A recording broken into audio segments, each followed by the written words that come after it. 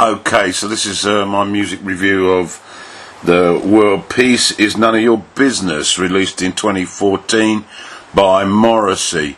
Now, I haven't done any reviews on Morrissey or the Smiths up until now, and I have to be honest that in the early years of the Smiths, I really did have tremendous difficulties handling the vocal delivery by Morrissey and the style of music, but I stuck with it, and let's say I've grown to appreciate the talent of the man, and some of the material, I have to acknowledge, I find is absolutely spellbinding, and some of the individual tracks are up there amongst the top, but now I feel it's time to start looking critically at his work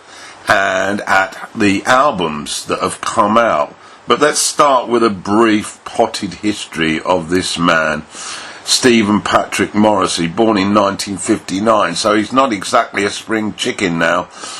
He's 60 years of age, and he grew up in a working class environment in Irish immigrants he comes from, and this was in Lancashire.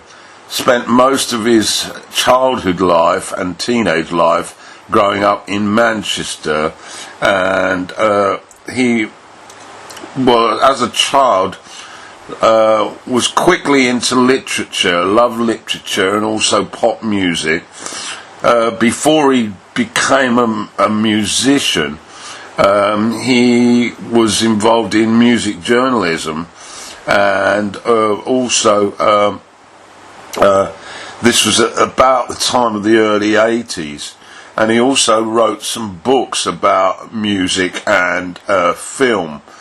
But in 1982, he formed the Smiths with Johnny Marr, and their debut album was a huge success, and that catapulted him and the band to a worldwide audience. And after that, well, his material was awaited with breath, as each and every release was subject to intense examination by all journalists, music journalists, rock journalists, but also the public.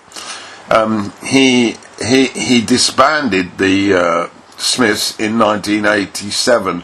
That was after 4 studio albums and a number of sort of half-baked compilations, but 4 main albums, all of which are awesome. And in 1988, he launched his solo career with the first release, Viva Hate.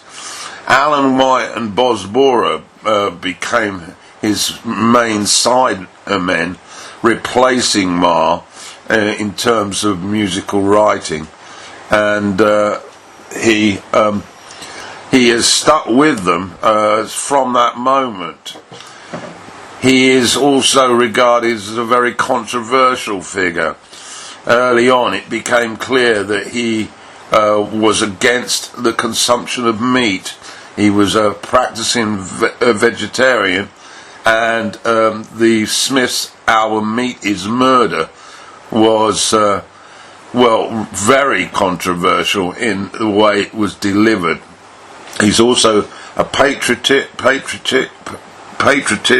is high on his agenda, and also the working class masculinity he does identify, although initially his effeminate style also brought an audience, both with him and against him.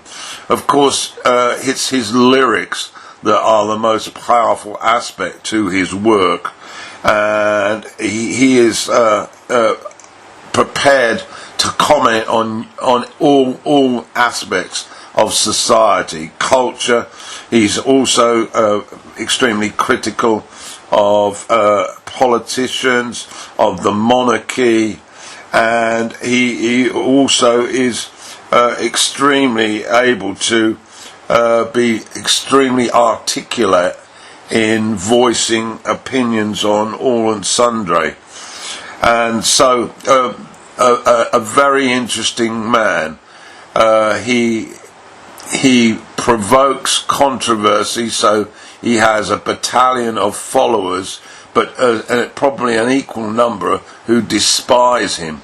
I'm actually one of his fans, and so that brings us to this album, which is the 10th solo album, and it was released in 2014. World Peace is None of Your Business.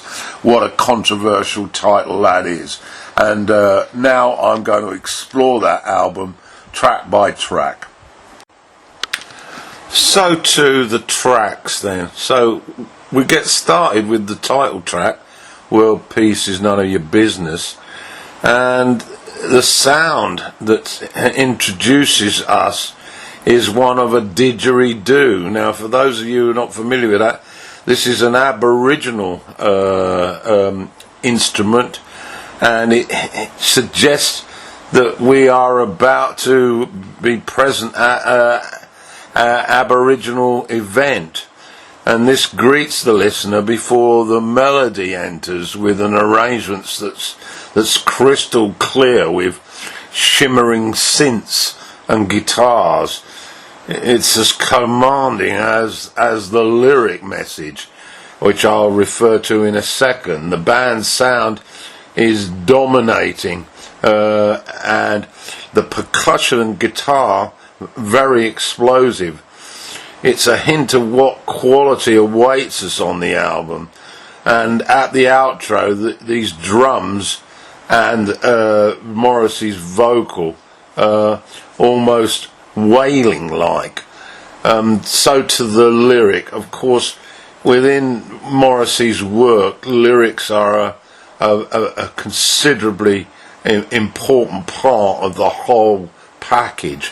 And here the message is one of the voice of a leader or leaders who will muscle your thinking and actions and expect you to toe the line.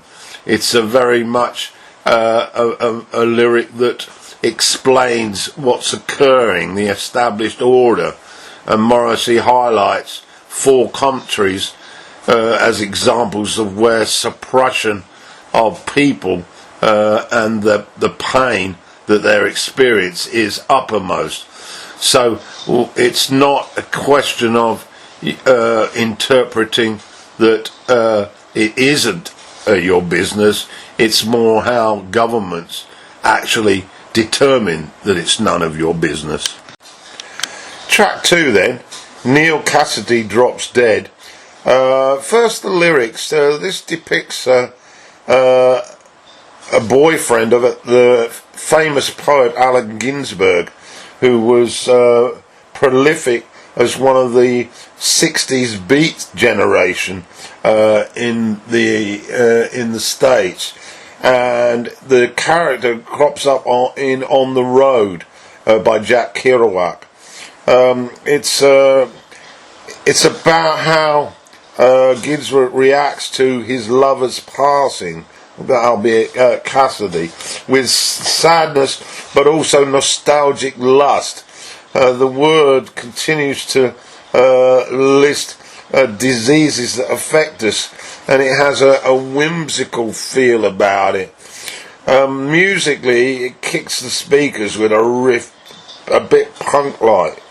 There's a soaring guitar solo which leads to some beautiful acoustic Spanish guitar, and this is used quite frequently on this album, this Spanish guitar feeling, and the didgeridoo presents itself again, and there's a sort of sing-along that's accompanied by a laid-back mix of sound that's wall-like towards the outro.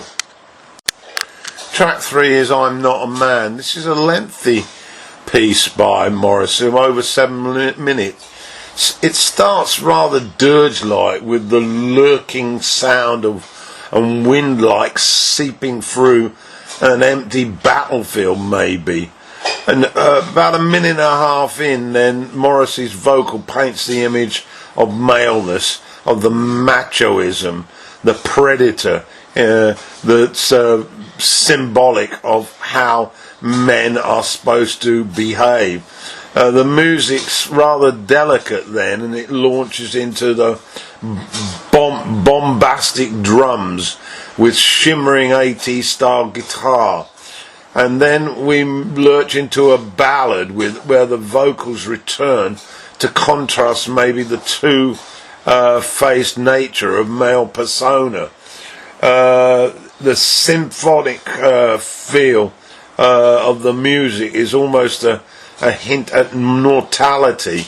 I sensed almost funeral music for a male ego, and the strident rhythm with the orchestral synth arrangements feeds into this 80s sort of gothic thudding bass rhythm. And then we meet the outro with feelings of disillusionment, really. Lyrically, Morrissey, of course, attacks the machoism, the exploitation of what masculinity is perceived to be, against the cold reality and his version of maleness. It's a plea that this is inaccurate, but that this true nature of masculinity is a much more complicated thing to explore, but that it's in its current vogue, it's causing the destructiveness of the planet. Track 4. This is Istanbul. It's a punchy, rocky, soaring sort of track, and the keyboards echo. It's quite laid back lead guitar as well as a highlight, all on top of a lush melody. The sound hints at a mid-eastern setting, and its delicacy is poignant at the outro. A Q chord was used on the album, very prominent, and what is it? Well, it's a digital instrument that strums like a guitar, plays chords like a piano, and melodies like a keyboard. Got that from the internet. And also note the lap steel guitar. So to the lyrics for Istanbul. Well, Wikipedia said that it's someone, probably a girl, searching for a man in the red light district area of Istanbul. And when Morrissey sings "What Have I Done" towards the end, we get an insight as to the meaning of the song a little further, as we see what I thought was a young woman, young teenage girl maybe, in a coffin, and the grief as explored through the music. Let's move on to track 5 then. Earth is the loneliest planet, and this track skips in on acoustic guitar with a gun-like saw sound from the electric guitar, and then Morrissey's voice links to the drums and bass rhythm. There's an eerie harmony vocal in here as well, and then we get that French sounding bridge with the accordion solo, which is whirly like, and the piano and keyboards are added for the mix. Kristen Young sings on backing vocals, and it's a nice touch, although we rarely hear anyone else doing vocals other than Morrissey. It's a real mixed chaos of sounds, way back in the mix, most of it, which enables Morrissey's vocals to stay up front. And lyrically, well, it's a bit of a dark reality check on how humans are not really humane. the ability for the human race to delay in taking positive action, a lack of self-responsibility, and a rather cold, emotionless place to sum it all up. Track 6 is Staircase at the University. Well, a standard rock beat here. I like the rhythm section on this band though, very punchy. The bass and drums are solid with jangly guitars, but harsher than Johnny Marr. The beat is maintained with a horn string arrangement on this track that's a little back in the mix, and then there's a beautiful flamenco style solo as we approach the outro. Lyrically, well, it's about the pressures imposed on teenagers to get to university. Stress levels manifest themselves with emotional problems, and it really takes a toll on young people's lives, both physically and psychologically. Morrissey really trying to get in touch with his fans here, and really a slap in the teeth to parents who really overdo the pressure cooker of education. Next to track 7 then, The Bullfighter Dies. Well, lyrically no surprises here. It's continued the theme that's passionate for Morrissey, animal rights, and no surprise that he should show his disgust at the practice of bullfighting in Spain. He lists the places where it was rampant. Musically, we start with a trumpet call to action.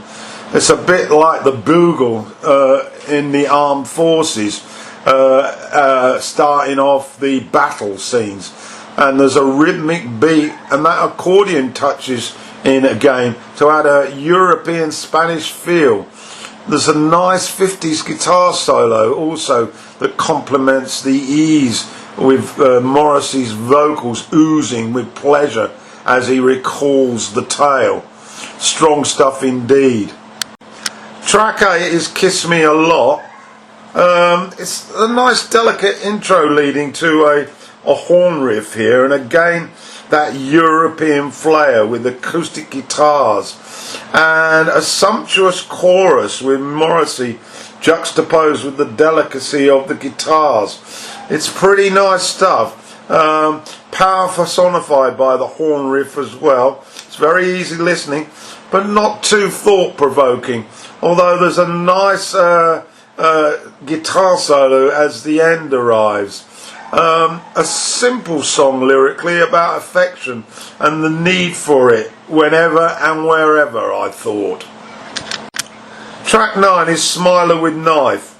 It's a ballad with a nice rhythm guitar chord that's in tandem with Morrissey's vocal, and the piano contrast to convey a mood change, I think. It's rather somber. The bridge melts into a stripped down sound, very bare, in contrast to many of the tracks here.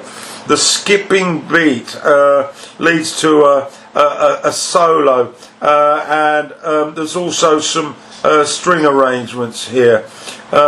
Lyrically, a depressing set of words really that suggest maybe suicide or at least self-harm, as difficulties in one's partner or one's life having balance. It's pretty depressing stuff, but not hardly unsurprising for Morrissey. To track 10 then, Kick the Bride Down the Aisle. Musically, a church organ greets the cast, the two VIPs, and then Morrissey wallows into a slow ballad neatly played with a choral feature, and that smoochy beat. The track gains power mid-session with eerie noisy loops, and then there's a toll-like section with Spanish guitar reminiscent of Budapest from Crest of a Knave. The French location impacts this and many tracks on the album, I feel, as the guitar roars us on to the finish before the outro returns us to the church. The guitar distortion at the outro is used with grace and texture, and lyrically it's a provocative tale on women's desire to be kept by a man in marriage, or is it maybe a more critique of the perils of marriage? Either way, it's pretty negative, and there's references to the cow kicking, which I'm not quite sure what he's referring to here, but it's hardly complimentary. This won't go down too well with many of his female fans. To track 11, one of the stronger ones, Mountjoy. There's a strumming acoustic to start us off in front of an aggressive hooked lead guitar. It slowly builds in intensity and the noise level swells slowly. And finally, after 3 minutes, the noise of war filters in, but it doesn't submerge it. Morrissey's vocals commanding as ever, centre stage, as the strings arrive hauntingly. It's another very depressing piece, but lyrically the song refers to the Irish famine in 1850 and the mass starvation in that country, mainly blamed on the English land ownership of the country. So Morrissey once again having his dig at the politics, and also he refers to the poet and writer Brenda Bahan, who was very politically active in the IRA in the late 30s, early 40s and beyond. Morrissey draws out the worst in humans again in relation to these two historical facts. To track 11 then, and possibly the most beautiful song on here, Oboe Concerto. It's a real ballad with a lot of strings and of course an oboe lead on here. It's a nod to ageism lyrically, and how the best songs and music are usually by those who passed on, and how our own mortality creeps slowly towards us. Musically, there's oddities of noises that introduce this, with a spoken narrative before the bass and synths glide us into a delectable melody. An album highlight, as I've said, and some of Morrissey's best singing on this track. And yes, the oboe greets us with a shrillness, a gentile beauty, as we witness the last minute of a noisy cacophony interlude before the chorus repeats. Not unlike the track on the Smiths' first album, Round and Round the Fountain, before the strings seal the deal. One bonus track that I have on my copy, Scandinavia, a very heavily orchestrated, hard, rhythmic piece of rock music. It's chaotic and lyrically a note on the best and worst of Scandinavia in terms of history, scenery and justice. So in conclusion, a very strong set of songs by Morrissey. An album that I got into relatively easily. Most of his material I found I've got to listen 3, 4, 5, 6 times before I can really get stuck in. But this one I managed to get very positive after a couple of listens. If you aren't a fan of Morrissey, or you're a little suspicious, this might be a good place to start. So that's my take on the World Peace Is None of Your Business, released in 2014 by Morrissey.